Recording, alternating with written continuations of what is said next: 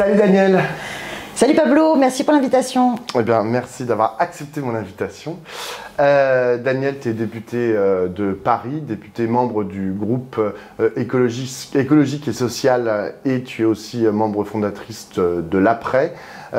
Si je t'ai invité, c'est pour parler de plein de sujets, mais d'abord pour parler de ce complément d'enquête qui est sorti jeudi dernier, qui avait trait à la France Insoumise, au fonctionnement de la France Insoumise, mouvement auquel tu appartenais jusqu'à juin dernier, avant de te faire purger, avant de te faire exclure de ce mouvement. C'était un complément d'enquête, disons-le, à charge contre la France Insoumise, qui revenait chronologiquement sur tout ce qui s'était passé à la France Insoumise depuis 2022. Tu en étais un des personnages principaux, notamment parce que, je pense qu'il faut dire les mots, tu as été littéralement harcelé par une partie de la direction de la France Insoumise. Comment tu as vécu ce qui est raconté dans le complément d'enquête, mais aussi la publication de cette enquête jeudi dernier? Est-ce que tu t'es dit, bon bah c'est assez raccord avec ce que j'ai vécu, ou tu te dis, bon, quand même, ils ont pris des libertés dans leur interprétation et dans leur façon de voir les choses qui ne correspondent pas tout à fait à la réalité? Bah, moi j'ai trouvé ça quand même voilà, très, très raccord. C'est pas facile, hein, tu sais, de prendre la décision d'accepter ou pas de parler en fait. Et je raconte dans ce documentaire comment en janvier 2024, quand Sophia Chikirou est désignée candidate sur la 6e circonscription, alors que l'intégralité des militants ils sont opposés, comment j'ai subi des messages sur messages extrêmement durs, extrêmement violents de la part de Jean-Luc Mélenchon, et que moi j'ai ressenti comme un harcèlement moral et politique. Et en fait, je pense que j'avais tué ça. Tu vois, pendant ce moment-là, je faisais quand même la campagne des présidentielles pour Jean-Luc. Je me levais le matin, j'allais distribuer les tracts. Le soir, je faisais le porte-à-porte et je rentrais chez moi. Alors que voilà, c'était d'une violence très forte ce que je vivais après 25 ans d'engagement aux côtés de Jean-Luc Mélenchon, sans avoir pu avoir la moindre discussion, quoi. Et qu'en fait, je l'ai vécu vraiment comme un rapport de domination complet et étouffant. Et en fait, je pense qu'il faut assumer des fois de dire les choses, parce qu'il y a un problème systémique. Le complément d'enquête revient aussi pas mal sur l'affaire Quatennens, où on voit que Jean-Luc Mélenchon n'a rien compris au mouvement MeToo. Le complément d'enquête revient sur l'absence de démocratie interne, et qui fait que dès qu'il y a des personnes qui sont un peu trop libres et qui ne dépendent pas de lui et qui incarnent parfois des désaccords, y compris stratégiques, comment ils sont écartés. C'est le cas de Clémentine Autain, d'Éric Coquerel, de François Ruffin, d'Alexis Corbière, et de moi-même. Et donc finalement, tout ça, ça fait système. C'est-à-dire qu'il n'y a pas de démocratie, il y a une culture finalement très de domination, donc qui relève de la domination patriarcale. Et c'est un problème, parce qu'un mouvement qui porte l'émancipation, il ne peut pas être dans la reproduction de ces rapports-là. Moi, ça fait des années que je me bats sur les pratiques militantes de l'éducation populaire en politique, sur l'enjeu de la bienveillance, sur l'enjeu de la coopération. Après, ce que je regrette dans ce complément d'enquête, c'est que la raison fondamentale pour laquelle on a subi cette purge n'est pas suffisamment explicitée. On est purgé parce que nous défendons l'idée qu'il faut poursuivre la stratégie du nouveau Front populaire et pas revenir à celle du clivage sans cesse et permanent, et finalement de la candidature seule de Jean-Luc Mélenchon à la prochaine présidentielle. On se bat à ce moment-là dans la France Insoumise pour dire que face au danger de l'extrême droite qui est aux portes du pouvoir, il faut absolument créer les conditions d'une seule candidature pour la présidentielle. Parce que si tu n'as ne serait-ce que 2 candidatures de gauche au premier tour, c'est la garantie qu'il n'y en ait aucune au second. Et que l'enjeu de cette élection, face à l'histoire en fait, c'est pas d'avoir le meilleur des perdants.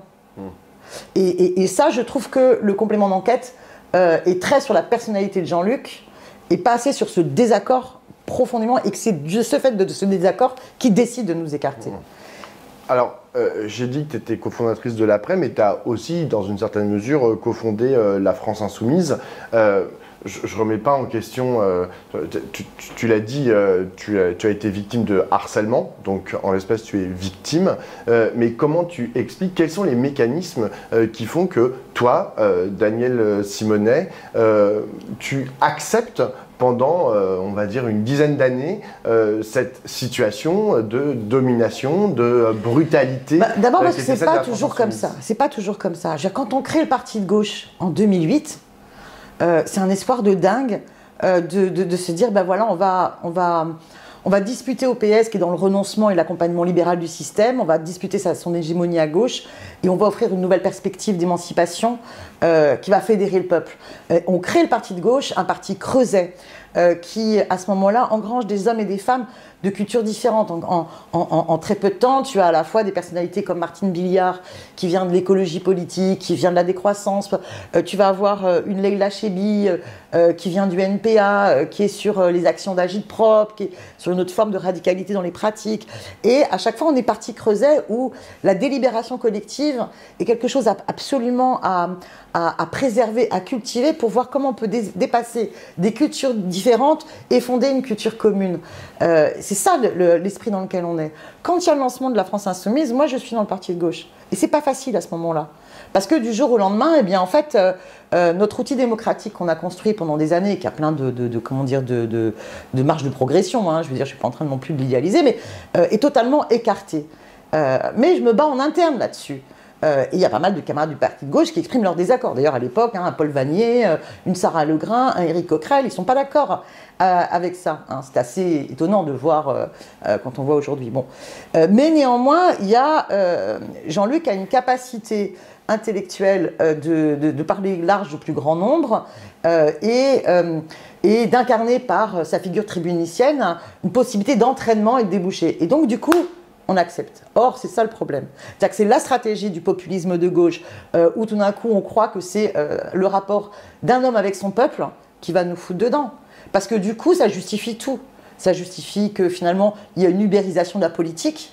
Vous avez une plateforme, vous n'êtes pas adhérent de la France Insoumise, vous cliquez, mais ça veut dire aussi qu'au sommet, eh bien, les instances, elles ne sont pas élues démocratiquement, et qu'au sommet, vous allez avoir une petite poignée de personnes autour d'un chef qui peuvent décider de déconnecter qui bon leur semble.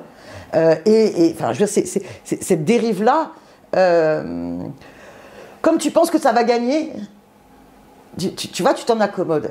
Donc moi, je suis pas en train de la jouer la gloriole. Enfin, je veux dire, non, c'est d'autant plus terrible de penser à ses propres, comment dire, quelque part, ouais, une certaine forme d'acceptation, de soumission.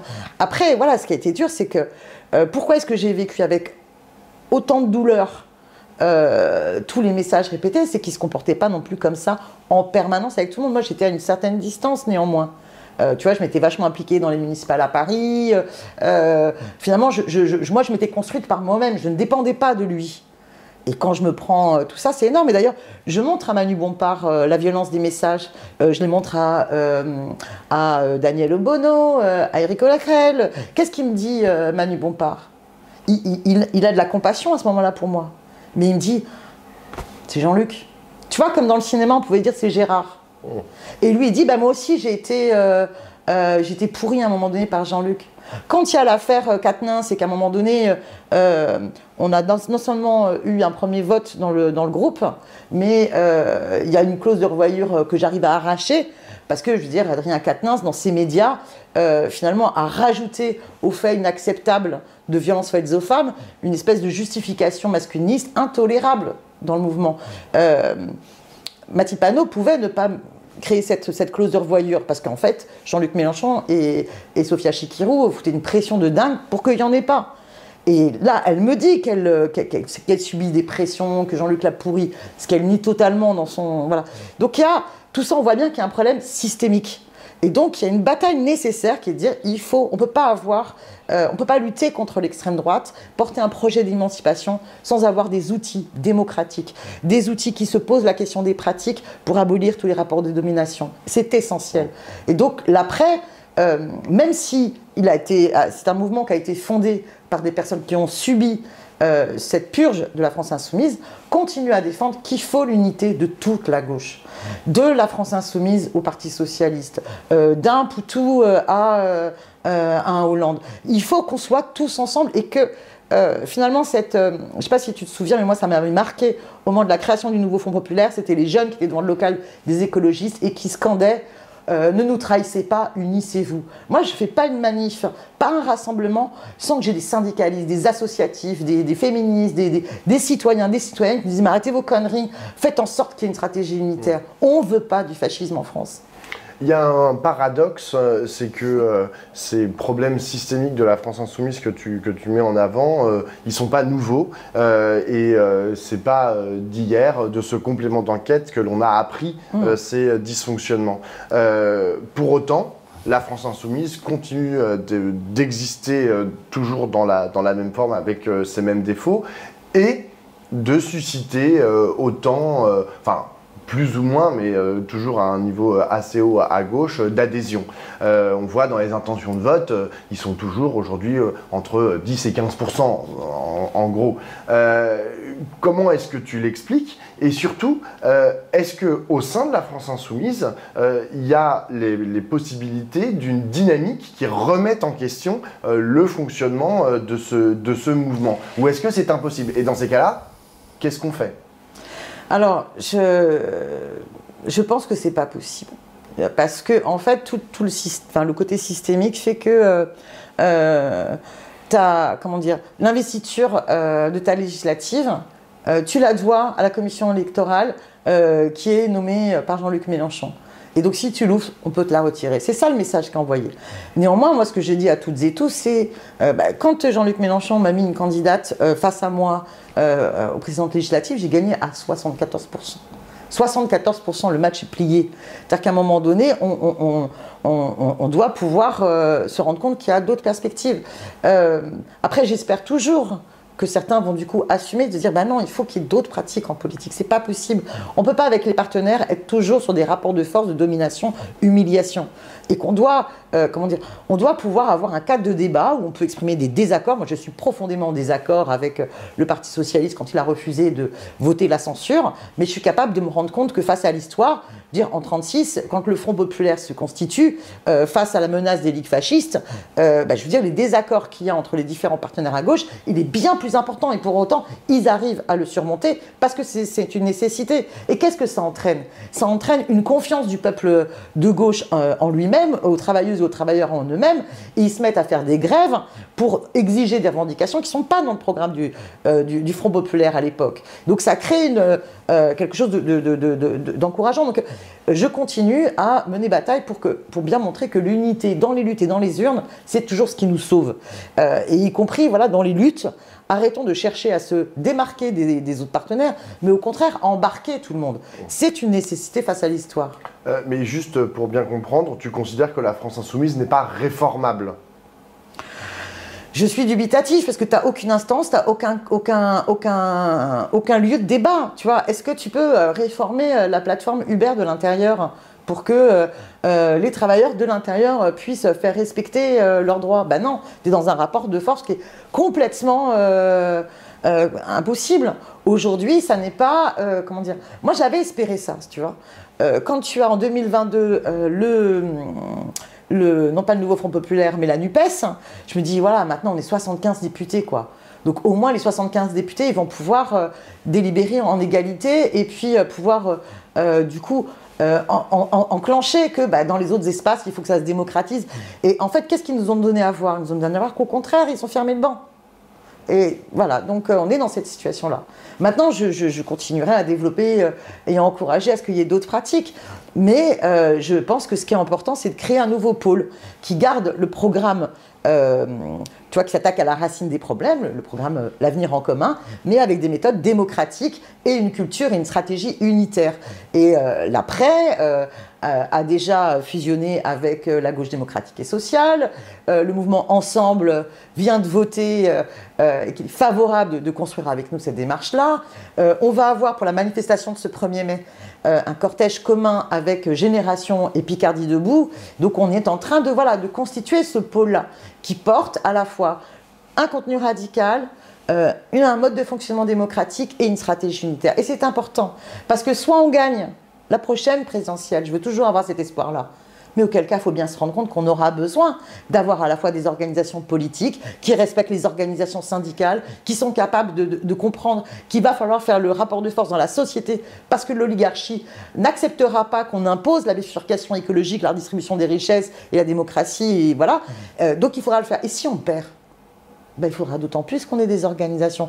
Donc moi, c'est pour ça que sur l'enjeu de la période, c'est vraiment la bataille à la fois pour l'unité, et puis en même temps construire un outil démocratique et démontrer que c'est possible d'avoir un outil démocratique, et c'est nécessaire. On ne peut pas être crédible sur la 6ème République si on n'est pas démocratique en interne. On ne peut pas être crédible sur le soutien à l'émancipation des femmes et comprendre le mouvement MeToo si on accepte des violences en interne. On ne peut pas être crédible sur le fait qu'on veut que dans le monde du travail, il y ait enfin une dignité qui soit respectée contre toutes les souffrances au travail, et reproduire des rapports de domination qui provoquent de la souffrance dans le militantisme. Tu m'as parlé du 1er mai. Comment est-ce que,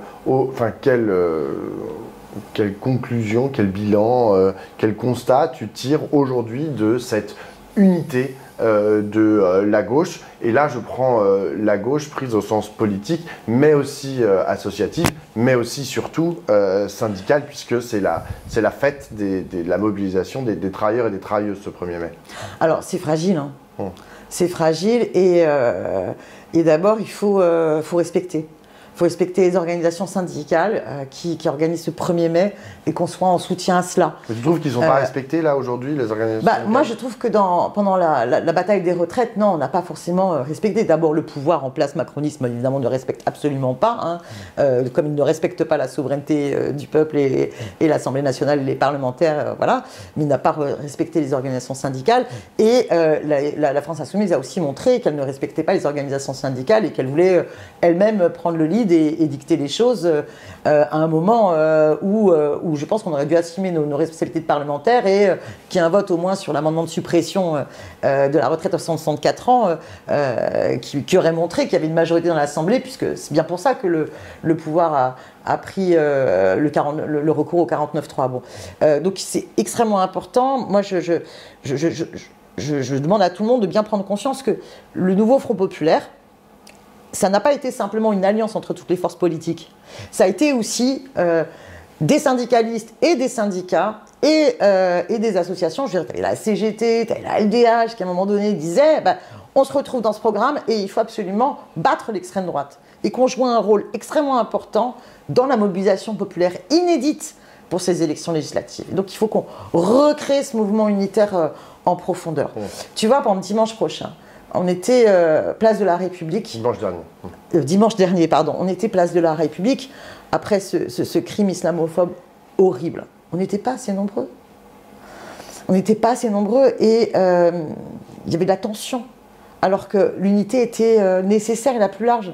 C'était très bien qu'il y ait à la fois les communistes, les écologistes, les insoumis, les socialistes, l'après, qu'il y avait des syndicalistes, il y avait des associatifs, enfin, c'était important. Mais on aurait dû être beaucoup plus nombreux. Donc il faut reprendre vraiment cette culture unitaire de chaque fois chercher le cadre large.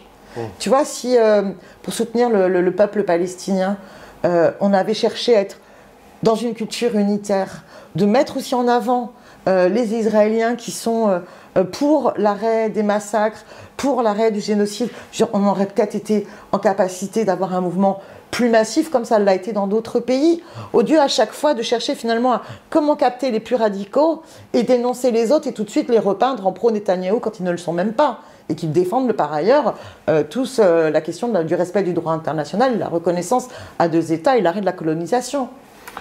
Mais est-ce que, parce que là tu me parles que de problèmes en fait qui fissurent cette unité, est-ce que tu vois des moteurs de cette unité aujourd'hui à l'œuvre?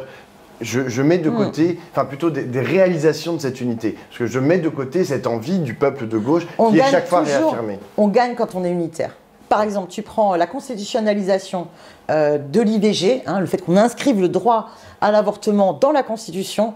On l'a arraché parce qu'on a mené une bataille unitaire. Tu avais à la fois les parlementaires de tous les groupes du NFP, tout le mouvement féministe qui sont battus ensemble, et à l'Assemblée et au Sénat. Et ça a marché. Donc c'est à la fois vrai sur des grandes batailles et c'est à la fois vrai, comment dire, dans des pratiques culturelles. Je te donne une autre anecdote. Tu sais mon attachement à la question kurde. J'ai participé en janvier à une délégation pour aller dans la région du Rojava. Et il y avait notamment à la fois un Thomas Porte qui était là dans cette délégation et puis Dylan qui est secrétaire national du Parti socialiste aux questions internationales. Bon, chacun était quand même vraiment, tu vois, c'était pas spécialement très chaleureux au point de départ. Puis en fait, tu es dans un petit bus et puis tu passes 5 jours face à des choses et des réalités extrêmement dures. Puisque c'est quand même, voilà, c'était les 10 ans de Kobané, la victoire contre Daesh, donc t'imagines tous les témoignages, et voilà. Et donc on parle, et puis au bout d'un moment, moi, à la fin de ce périple-là, Thomas Porte me dit putain, mais Dylan, en fait, même sur la question israélo-palestinienne, on est d'accord. Donc en fait, quand tu crées des cadres unitaires, ben, en fait, on arrête de se sectariser, et puis on essaie de creuser, puis de voir. Et finalement les accords, souvent, l'emportent sur les désaccords. Moi, à chaque fois, j'essaie de travailler comme ça. J'avais monté un groupe, il y a 1 an, unitaire de députés des différents groupes du NFP pour mener bataille pour la reconnaissance des crimes d'État de l'autre 8 mai 45 en Algérie, à Sétif, Guelma et Kerata. Et c'était important, on a fait plein d'auditions, on a fait un colloque. Bon. Et je regrette qu'à la fin, l'AIFI est sorti du cadre. Pourquoi? C'est dommage. Alors c'était absurde parce qu'il y en avait un qui me disait ouais, je veux pas m'afficher avec toi parce que tu avais soutenu le Irak, donc je veux pas être dans une démarche qui peut mettre à mal avec l'État algérien. Puis comme en fait pour le colloque il fallait une seule personnalité par groupe politique, l'autre de l'AFI qui n'avait pas été la personnalité dans le déroulé du colloque avait dit oui, vous m'avez mis à l'écart parce que j'étais trop pro-Irak. Bon, donc tout ça était absurde, c'était des fausses excuses. Mais alors que la question de la reconnaissance des crimes d'État, elle nécessite notre unité. Le travail mémorial nécessite notre unité, surtout dans le contexte actuel où le gouvernement, en suivant l'agenda de l'extrême droite, pousse à la tension de manière ultime dans les relations entre nos deux peuples. Donc voilà, l'unité dans sa pratique, dans sa méthode, dans son objectif est quelque chose à laquelle on doit être vraiment attaché et y mettre tous nos moyens. Et justement sur la reconnaissance de ces crimes d'État du 8 mai 45, où est-ce que ça en est? Je sais que tu pars à Sétif pour le 8 mai. Normalement, je vais à Sétif, Kerata, je souhaite aussi aller à Guelma, puis je ferai étape à Alger, mais on attend toujours la réponse des autorités algériennes, quoi. Et sinon, j'ai travaillé une proposition de résolution pour qu'il y ait cette reconnaissance-là, mais tu vois bien que dans le contexte actuel, c'est extrêmement compliqué. Donc là, on est plutôt au moins dans l'affirmation et puis aussi dans le travail, essayer de pousser à ce que les films chouettes qui ont pu être faits, que ce soit des documentaires ou des fictions, puissent être diffusés, essayer qu'il y ait maximum de maires qui acceptent le 8 mai dans le cadre de leur discours sur les cérémonies officielles, et bien sûr d'être sur les 80 ans de la victoire contre le nazisme, mais en même temps d'évoquer ces terribles massacres où l'État a une responsabilité énorme. Mais est-ce qu'il y a une unité à gauche sur cette question-là ou elle est fissurée depuis ton colloque? Non, elle n'est pas fissurée parce qu'il n'y a pas d'expression de désaccord sur le contenu. Donc il y a une unité à gauche. Et c'est important en fait de prendre à chaque fois, par exemple, chaque sujet, chaque bataille et de pousser à travailler ensemble. Voilà. Et quand on travaille ensemble, on voit que les désaccords l'emportent sur... les accords, pardon, les emportent toujours sur les désaccords. Voilà. Et que du coup, c'est assez factice finalement, l'exacerbation des divergences. Donc moi, je suis confiante là-dessus, comme quoi c'est possible. Voilà. On a été capable, je veux dire, de faire le nouveau Front populaire alors qu'on sortait des européennes où tout le monde s'insultait, il fallait voir à quel niveau. Et pourtant, en très peu de temps, on s'est mis d'accord sur un programme de rupture et sur des candidatures communes, uniques, sur chaque circonscription. Donc pourquoi est-ce qu'on n'est pas capable de le faire? Donc il faut le faire.